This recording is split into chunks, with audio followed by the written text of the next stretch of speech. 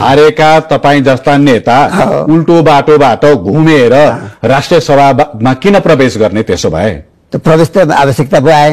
कसको आवश्यकता? निर्वाचन त रोक्यो भइहाल्थ्यो नि। तपाईको आवश्यकता भइदिएको भए त झापाका तपाईका निर्वाचन हालेर तपाईलाई प्रतिनिधि सभामै पठाउँथे। रुपेशजी फेरि तपाईलाई नै म सोध्छु नि त, राष्ट्रिय सभाको निर्वाचनमा चुनाव लडेर आएको होइन र?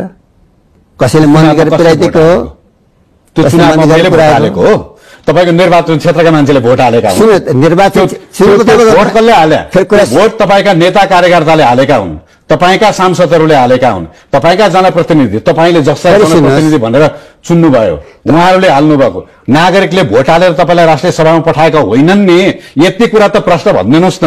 निर्वाचित के अरे स्थानीय तह र प्रदेश सभाका निर्वाचित साक्षीले मतदान गरेको होइन र? आज त तपाईकै पार्टीमा एउटा विभागले गरेको अध्ययनले के भन्यो भने त्यो समानुपातिक भन्ने प्रणाली हटाइदिउँ भन्नेसम्मको कुरा गरिसकेका छ। यो त समानुपातिक सुझाव आएको छ। यो तपाईले भनेको हामीले अपनाएका कतिपय विधिहरू हामीले कस्तो बनायौं भने समानुपातिक भन्ने विधिलाई तपाई राजनैतिक दलहरूले आफ्नै कोटरीका मान्छेहरूलाई ल्याउने त्यस्तो विधि बनाउनु भयो। राष्ट्रिय सभामा जाने जुन विधि छ त्यो लोकतान्त्रिक विधि हो, हामीले मानेका छौं। तर कस्ता मान्छेलाई लाने भइयो भने चुनाव हारेका त्यस्ता मान्छेहरू राष्ट्रिय सभा